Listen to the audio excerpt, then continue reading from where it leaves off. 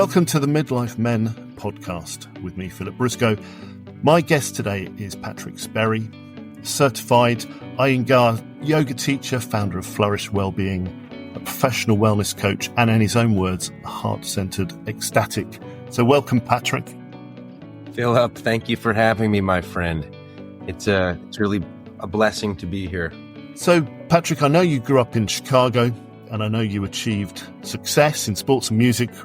So tell us more about your early years.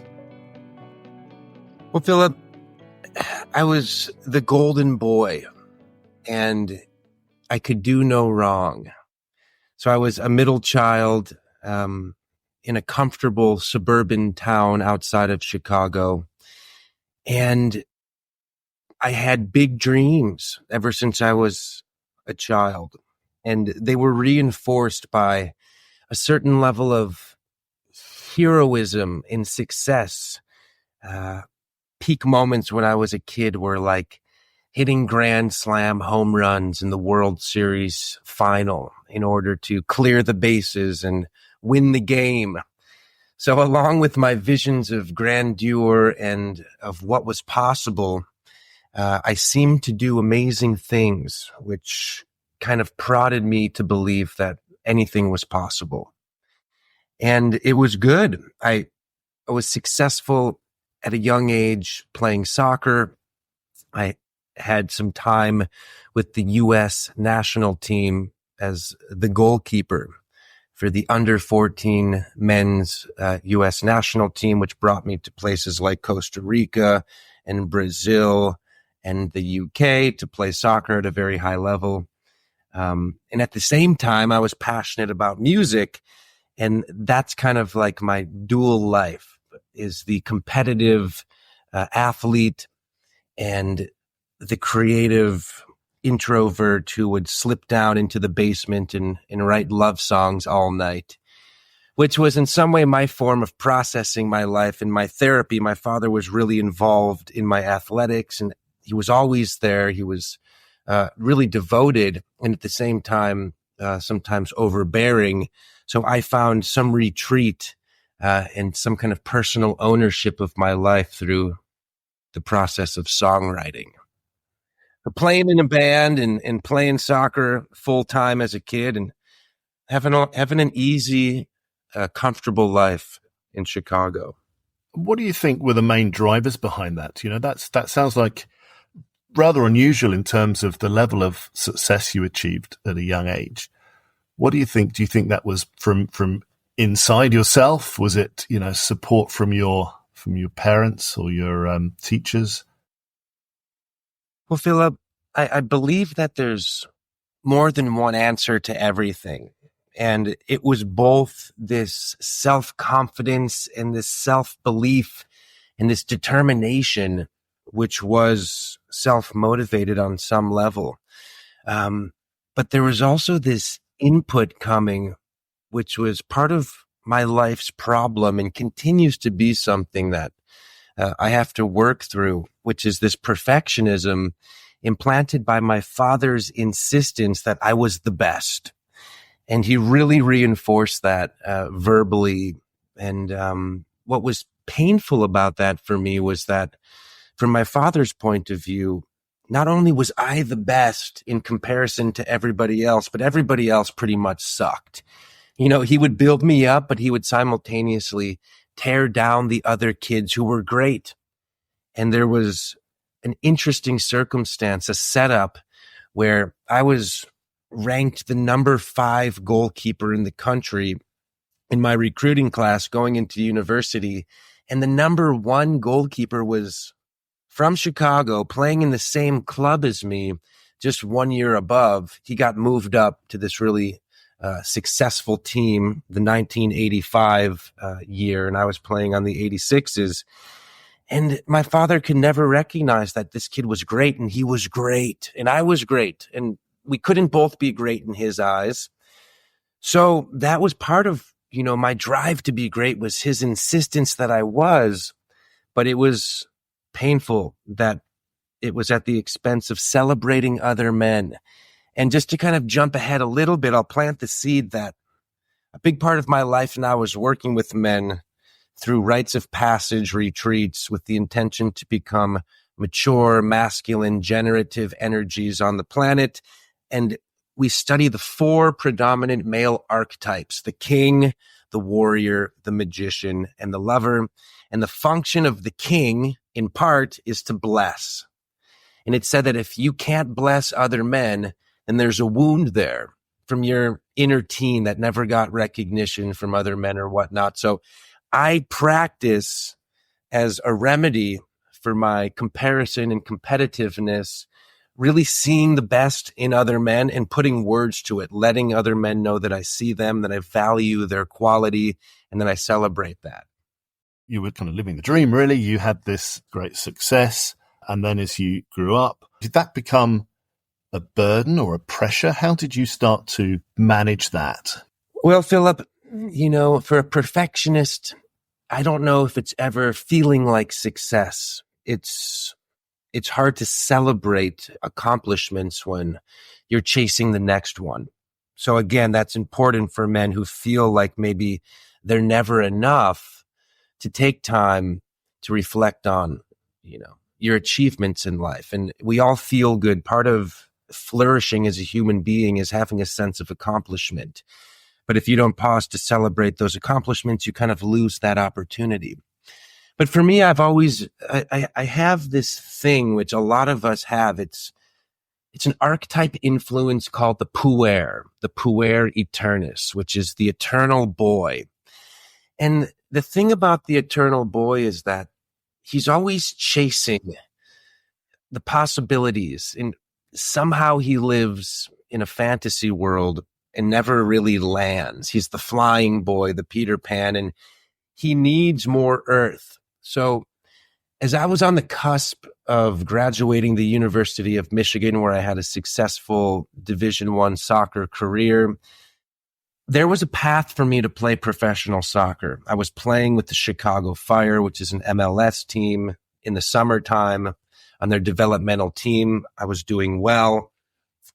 But I had this part of me which was seeking something else. That wasn't enough. The potential of being a famous or professional athlete was less than the possibilities of being a rock star. And I had this dream since I was a kid of touring the world. And I was good, and I had good songs, and I was a talented musician. So I chose, I had a degree in filmmaking at Michigan. So I was like, all right, well, I'm doing music. I've made up my mind. Filmmaking's in my back pocket. Let's go to Hollywood.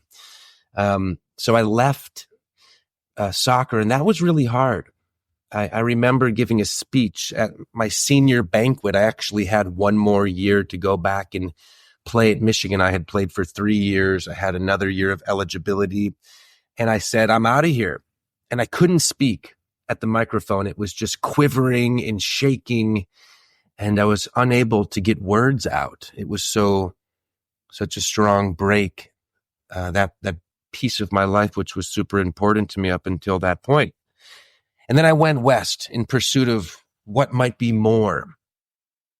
And it was a cool trip in Hollywood, 7 years or so. That's another part of my life. That part of my life showed me new ways, new possibilities. And again, I turned from my full attention being on music eventually to this spiritual path, this path of yoga and meditation and self-discovery, which in a moment became very compelling to me. So I know you talk a bit about wanting to be the best rather than being your best, and it started to perhaps wear you down a bit. Can you elaborate a bit on that? How was that manifesting itself? Yeah, the joy and the love of the creative process and the dance of creating art and music is very fulfilling in and of itself. And there was times in my life where I didn't want so much from music.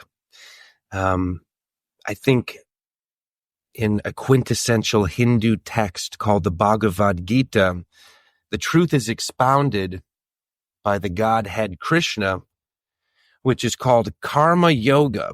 And it says, do your work, but surrender the fruits of your labor to God. Show up, offer your gifts to the world, and let go. And if you do that, you avoid disappointment because you're not having so many expectations in the outcome, which ultimately you can't control. There's a lot of variables outside of yourself that influence, what happens in life. So that would be a good way to go.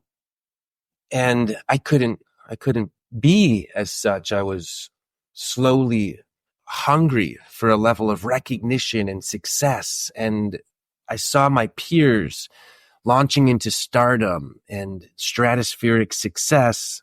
And I lost patience. I lost the ability to relax into life, to enjoy the journey.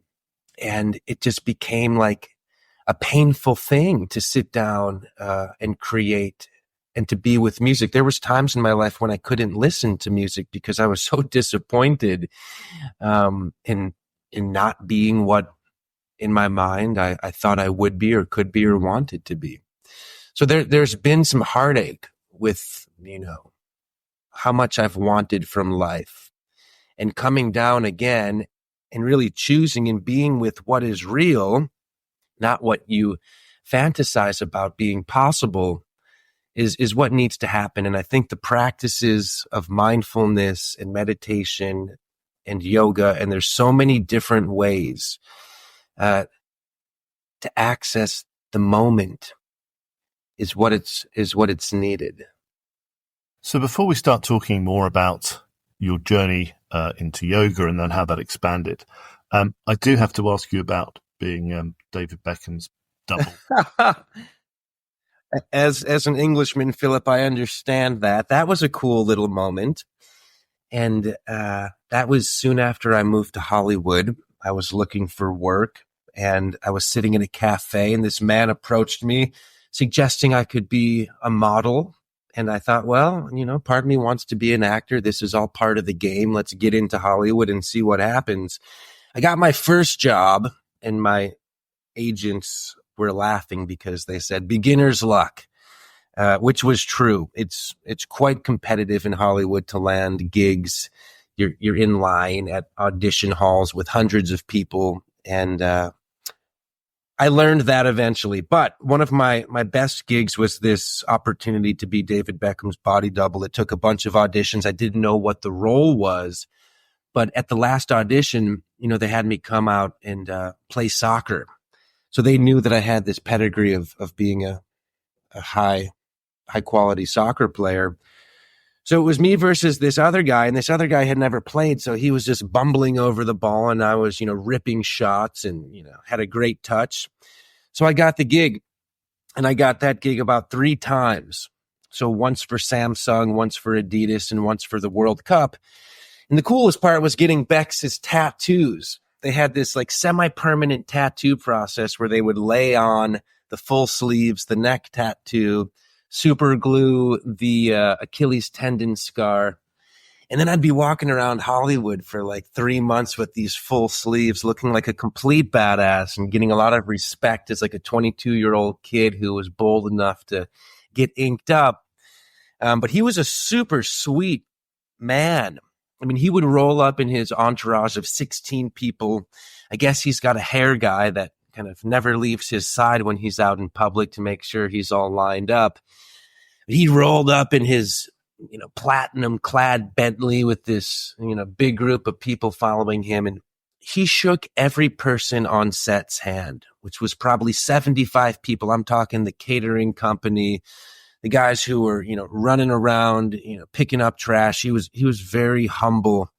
And I remember the first time he spoke to me, he goes, "Y'all right, mate?" He's kind of got a high voice. And I'm like, "Yes, David, I'm all right." Of course, we were dressed exactly the same and I had his tattoos on. So that was cool, as a footballer growing up, watching that golden era of Manchester United and being a big Becks fan. My sister was a huge Spice Girls fan, so a bit of a surreal moment. Yeah, I bet. So coming back then to You're in Hollywood, you're perhaps not achieving the success you thought you might get, and seeing other people achieving success, and then your life changed. And what was that tipping point? Well, Philip, I got exposed to yoga through a friend who wasn't a serious practitioner, but he liked the exercise, and he came over and dropped off a yoga DVD by a guy named Rodney Yee, who was a great teacher. And, at that point I was smoking a lot of weed and just having all of these different experiences, which through them I felt connection, quote unquote, or this sense of expansivity, in touch with something bigger than myself. But it's not sustainable, to seek connection through substance. And, you have to come down. So the first time I practiced yoga, I took the final resting pose called Shavasana, and I lied down on the ground and I relaxed and I followed the instruction to surrender, my thoughts and all of this. And I touched a place within myself that was expansive and beautiful and quiet and deep. And it felt like in a moment, that's the thing that I've been looking for. This is something that I want to revisit. And that's what happens in yoga. If you have a good experience, if you have a good practice, a good teacher, you access a part of yourself, which is your inner world. And for me, it was the first time that I'd done that through, nothing outside of myself to contact that space. And it was exciting. So 2 weeks later, I had signed up for a 200-hour yoga teacher training program. And I was stiff. I was really muscle bound from being a college athlete.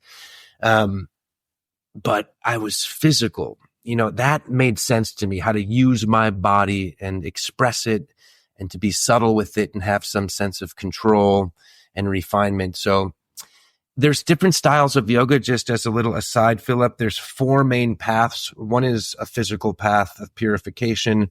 One is more of a mental, intellectual path.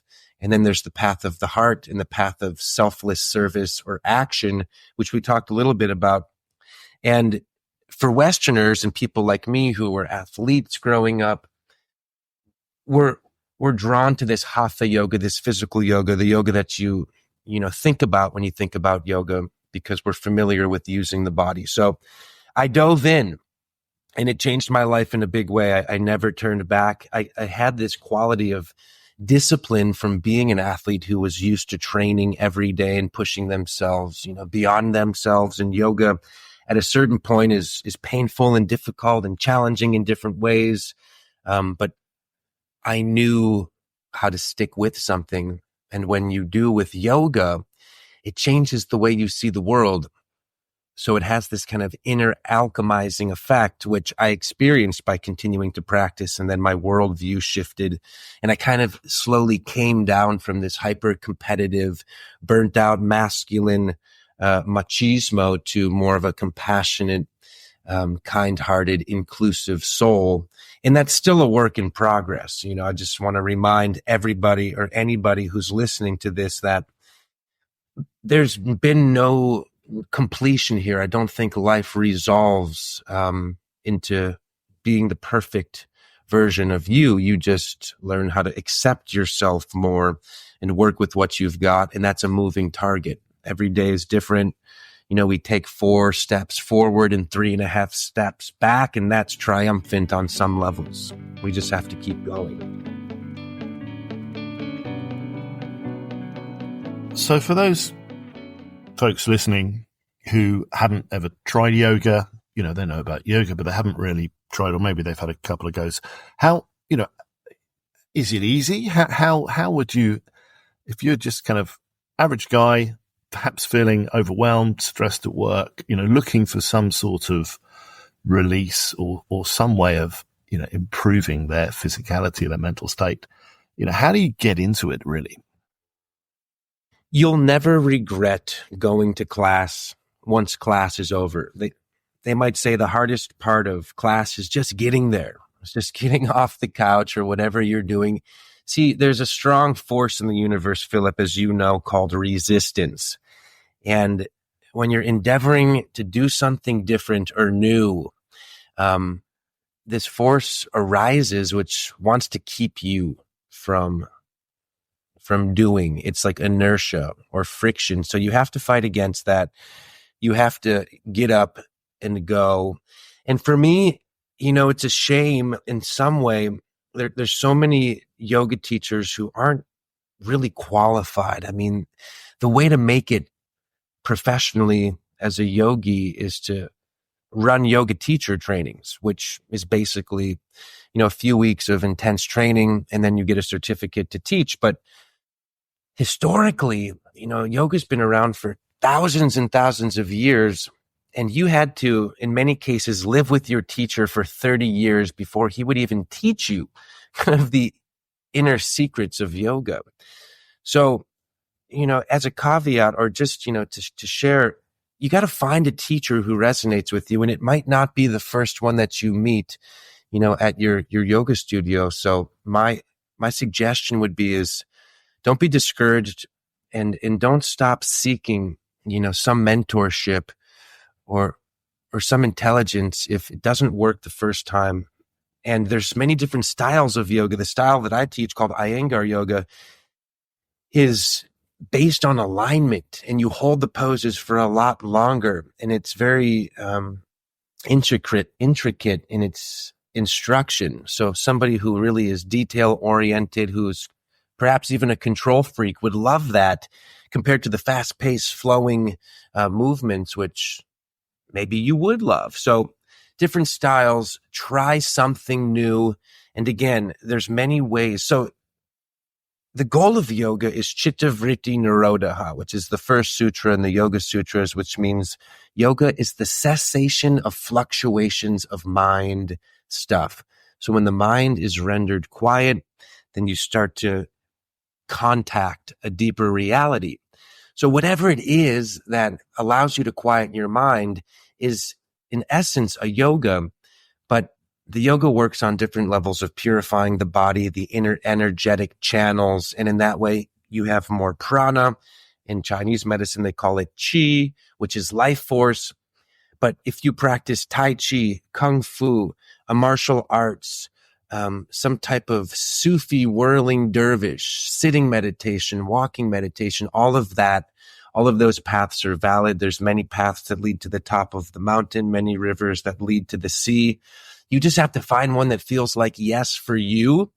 And that's what we do at my company, Flourish. We put on these international retreats, and you're exposed to so many different modalities of spirituality and well-being, all of which can work to bring you to this place of inner calm and peace, from which your life would change in a beautiful way.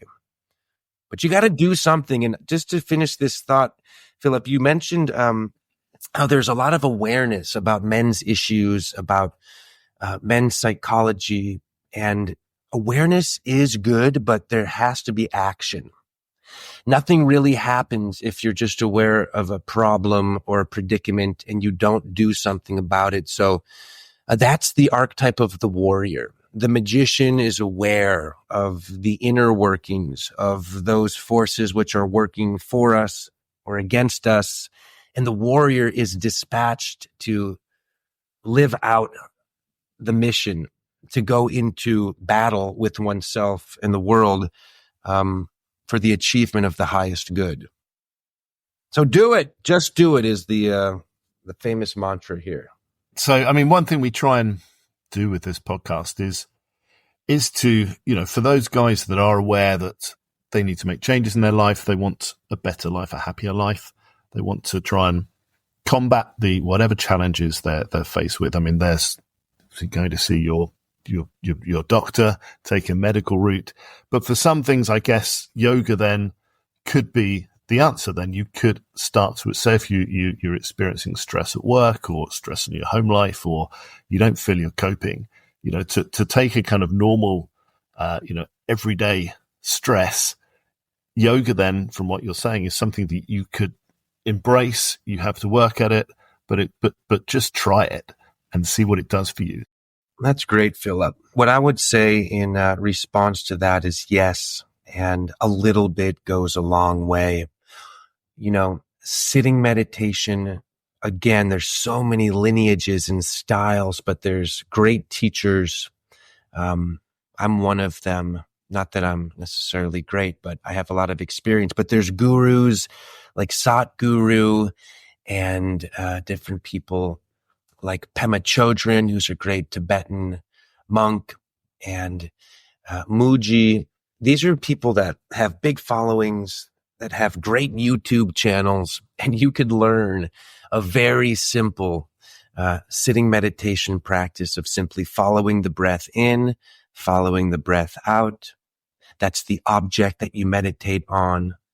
And when you notice that the thoughts are tripping into the past or fantasizing about the future, you acknowledge that. You silently say inside your head, thinking, or I know, and you come back to the breath, and you do that 1,000 times in a minute, because the mind is a monkey, and that's just how the mind is. People say, I can't meditate. My mind is too active. I say everyone's mind is active, even the great yogis, but they're just not attached to those thoughts. They can see them passing like clouds. They're aware of them, and they're able to kind of keep coming back to the moment. So if you did that for 2 minutes, I don't have time to meditate. Maybe you don't have time to meditate an hour in the morning and an hour at the night, but you have 2 minutes to sit down and do this thing. And that alone, if you were regular with it, consistency is, I think, more impactful than sitting for one day for 5 hours and not doing it again for 2 weeks. And you would build trust in yourself and a sense of self-respect and confidence, because we make a lot of promises to ourselves that we don't fulfill. And then we, on some level, stop believing in ourselves. And this is good for that too. So yes, simple practices, a little bit goes a long ways. Physical yoga is wonderful. It feels great for the body, and it builds that body, mind, spirit connection. And yoga is for men. I mean, this is a podcast where anybody's listening. So, I've been teaching now for 16 years and hold these retreats around the world, and we probably get 85% women coming. That's changing now because Flourish puts on men's retreats, and I'm holding men's circles every month, and I'm in multiple men's groups, and that's a different thing. But it's calling more men into these spaces, which I'm facilitating, which is great. We just got back from Peru with 20 people, and half of them were men, which felt awesome and powerful. And it's a different type of dynamic in the group, which is really beautiful. So, overcome inertia, show up, try something new. If yoga is not for you, a martial arts, could be the way. I think sitting meditation is really important. It's where you cultivate awareness of what's going on inside your head, and you're able to start to recreate some of the limiting beliefs and thought forms that play out over and over again in your mind. In yoga, these are called samskaras, and the prescription is pratipaksha bhavanam, which means replace the thought, which is negative, with the opposite thought. But first, you have to know what these repetitive negative thoughts are, which is, I'm not enough, I'll never make it on my own, nobody loves me. Whatever those are for you, we all have them. You gotta identify those and then fake it till you make it, and take the opposite approach. I'm ugly. Okay, well, look in the mirror and tell yourself you're beautiful, even if you don't believe it. And over time, you'll feel beautiful. And again, that's not easy work.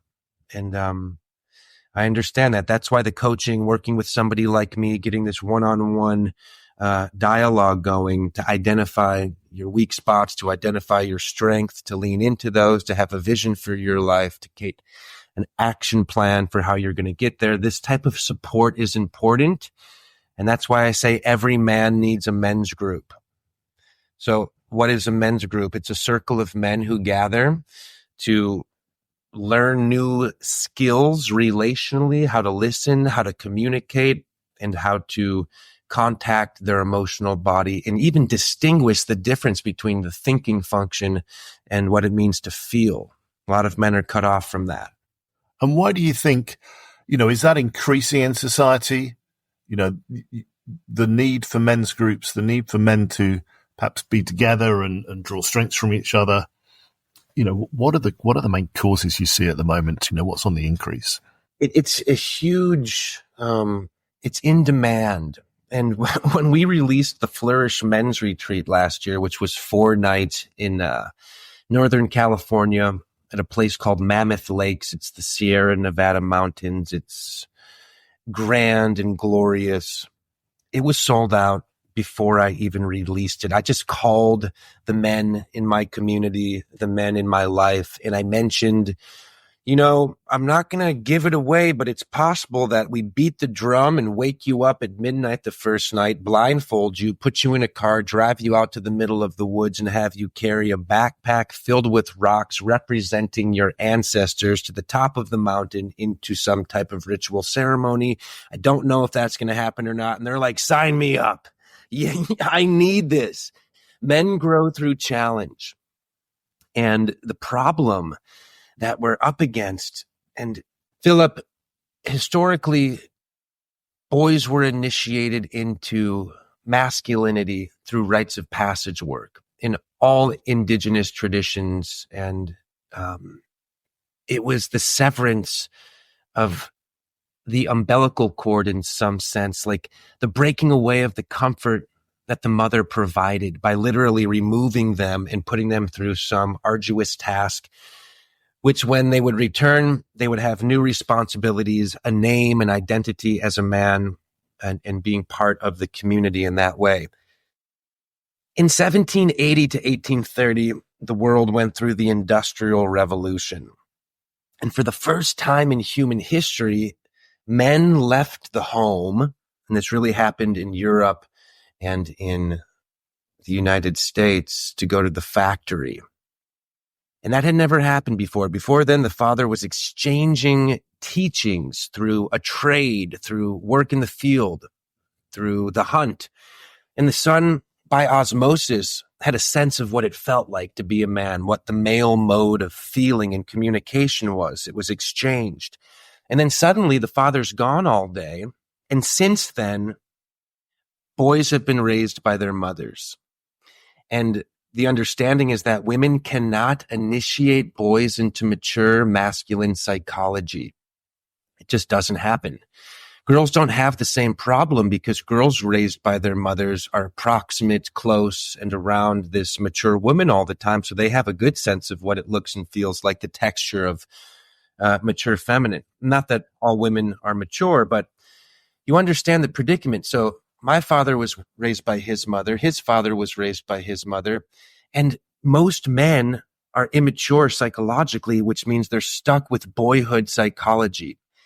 And that means instead of being a generative king who maintains order in the realm of his life, who blesses people, who creates boundaries, and a mature lover who's compassionate and connected to the full spectrum of the human heart, who can feel all aspects of his emotional world, we behave like a high chair tyrant, like a little boy sometimes, and I'm sure, this is familiar for some of those who are listening, who demands that the world bends to his every will.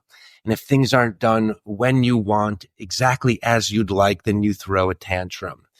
So just being aware of these tendencies and our need to be with elders, to be around men that are wisdom keepers. There's a drought and a lack of men who are holding that mantle of spiritual and mature masculinity. So what do?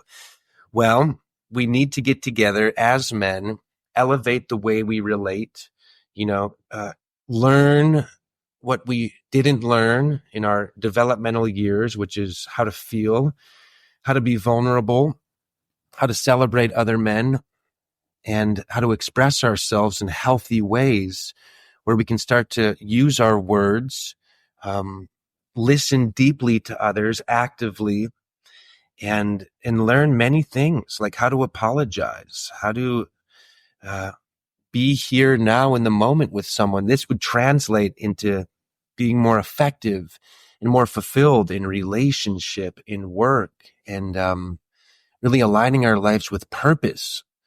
this is part of the work that's needed. It's wanted. And if you have a group where you live, or if you need to start one, think about that. Gathering with men outside of the locker room, outside of the saloon and the bar, and elevating that conversation. There's great resources for this too. If, anybody wants to follow up, books, step-by-step processes of how to start your own men's group and what that looks like. So this is about maturation. This is about relearning what it is to be male, a man, and more about taking control of your own life, reaching fulfillment. And I guess this is all, I think, as you said earlier, this is the foundations of the practice of yoga and thinking around yoga. The thing about yoga is that it can be a mask. You hear this term thrown around a lot in the spiritual communities, which is spiritual bypassing. Because yoga feels really good and it releases all type of positive chemistry. And you get people, and I was like this early on, where you're literally taking 3 or 4 yoga classes a day. And it's basically like getting high.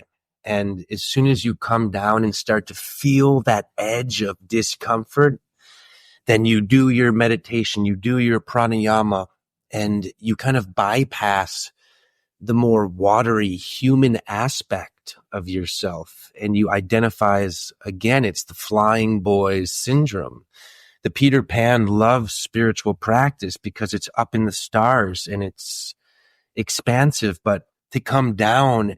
So in men's work, there's something called bucket work. There's a quintessential text called Iron John, and it's written by Robert Bly, who was the poet laureate of the United States, and he was the leader of the men's movement in the 70s, one of the men spearheading that, which was adjacent to or parallel to the feminist movement, just got a lot less press.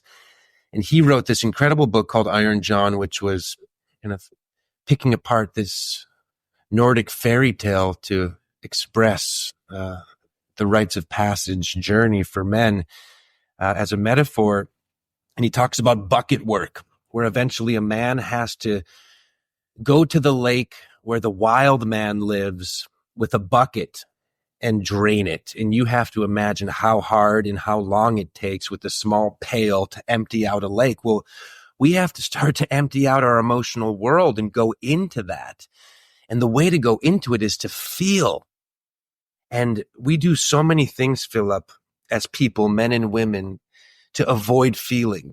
We numb through porn addiction, through alcohol, through drugs, through TV, entertainment. I mean, even if you're starting to feel anxious or uncomfortable, you pick up the phone, you start scrolling, you call somebody to have a conversation, but you're avoiding that edge of tension, which you will do anything to not feel.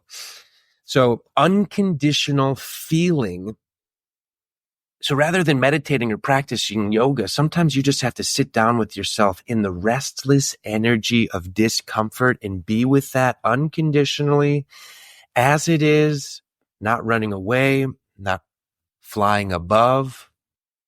And that is the way through. And that's the path of integrating our traumas and the parts of us which we fear to face. And I think that's the spiritual warrior's work. So in spirituality, you can't avoid anything. And if you are through your spiritual practice, then eventually you're going to have to come down and deal with your humanity. So for those people listening to this, how do they start on that path? How do they make that a reality? They get home from work, stressed out, need to have something to eat, but how do they start that? And I know you said, we talked about yoga earlier, and you can kind of go online and look at something, but what you're talking about is far more fundamental. It's far more spiritual. How do you practice that if you are a novice? What's coming up for me is that, a lot of people are addicted, including myself, to comfort. And however you seek comfort, at some point, you have to be courageous enough and vulnerable enough to really honor who you are as you are and start to be more intimate with yourself. Now, the therapeutic approach is a powerful approach. Maybe men resist talk therapy. I've been doing that on top of all of my spiritual gymnastics and practices and meditations and readings. Reading a spiritual text like the Tao Te Ching or the Yoga Sutras or Sufi mystic poetry by Hafiz or Rumi or the Bible would be a great way to turn your attention towards the real, the capital R. And that path of self-study through the scriptures is a path that leads to the realization of the self. It's a valid path to enlightenment. And I think for men and women who haven't contacted the mystical literature of Earth, it's the legacy of the human heart, and it's very transformative. Reading a passage from the Tao Te Ching, which is completely mysterious, alone causes the mind to quiet and kind of break away from mundane thought processes and open up to possibilities. So I would love for somebody who's hungry for change to come in contact with, a text like this. It would be impactful. And again, there's many, and there's modern teachers the same, like Wayne Dyer and Tony Robbins, who maybe is a little bit more worldly approach and perhaps more accessible for some, just to feel that energy. And of course, taking the next step to show up into a public place and seek a practice that resonates with you, again, whether it's yoga, meditation, art making, crafting, ecstatic dance. There's so many ways that we can start to come in contact with deeper versions of ourselves, to get out of our heads into our hearts. And I really believe that community is medicine, and that we come from tribal antiquity. Our ancestors were communal, and we needed each other. It was life and death that we depended on one another, and modern times have set us apart. We've become alienated, and we can definitely hide out behind silicon screens and kind of numb through technology, where human beings require connection. So even if you don't want to practice spirituality or read about it or have anything to do with it, get out of your house, go, to a dance class, go to a place where you can connect and have physical contact and exchange ideas and energy and have conversation, just maybe beyond what's normal, that slightly more elevated relationship container, and give yourself that gift. You'll feel great to be with other people. That's fantastic advice. So you've just got to go and do it, I think, as you said earlier. Put down your phone. Don't go to the bar. Don't just sit in front of the TV. Just get up and go and do something. Open a few doors that are maybe uncomfortable for you, but it's out there. If what you're doing is not working, then you got to do something different. And it might take you years to go and follow through with that instinct that, maybe yoga's right for me. And then you'll get to class. And I've heard this so many times, which is like, I wish I would have started sooner. And you knew it was good for you. It just took you a long time to get there. And that's great. You're there. Don't beat yourself up. That doesn't help. But if you're hearing this message, the call, the universe is speaking through me to you. And we're all one anyways. And that message is, you can, you are worthy, you belong. And if you feel ready for change, then take the next step. Open your computer, find out what's proximate, what's accessible. Yeah, online works as well. There's so many good courses, but I think that human contact and showing up in a physical space is something slightly different. And you also have me. you have all of the things that Flourish does. Last year, we had 6 retreats. We had 2 women's retreats in Valle de Guadalupe, Mexico. We had a men's retreat in Mammoth Lakes. We do something called Paradise, which are week-long retreats in these very beautiful coastal areas. This year, we're going to Lake Atitlan, Guatemala for a week, and that will be stunningly beautiful. We practice 4 times a day, touching all different types of spiritual modalities. And then we have pilgrimage, and pilgrimage is our big trip. A couple of years ago, we went to India for 2 weeks. This year, we went to Peru and explored the Andean range and this incredible Peruvian legacy of earth magic and shamanism. We'll see where we head to this year. I'm thinking potentially Japan, Thailand, but then going into those cultures and those spiritual practices of those cultures with a group and having peak experiences and celebrating and sharing these moments, which make friendships that last a lifetime. We do local events as well. So if any of that feels exciting for you, if you want to dive in through an awesome 5-star experience, then you could visit us at peaceloveflourish.com or on Instagram at beflourish. And we'll share those links. We'll share those links in the description.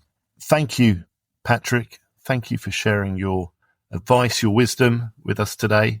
It's been really fascinating. Thanks very much. You're welcome, Philip. I think you did a great job, brother. I appreciate your work and your mission, and I support you wholeheartedly. Thank you for listening to the Midlife Men podcast with me, Philip Briscoe.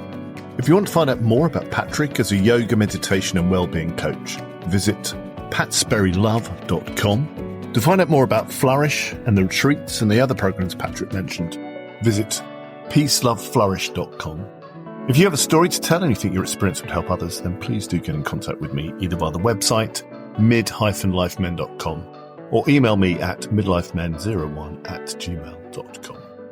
If you've enjoyed listening, then please do rate and review the podcast. It really helps. Between us, we can reach more people who might benefit from the stories shared by my guests.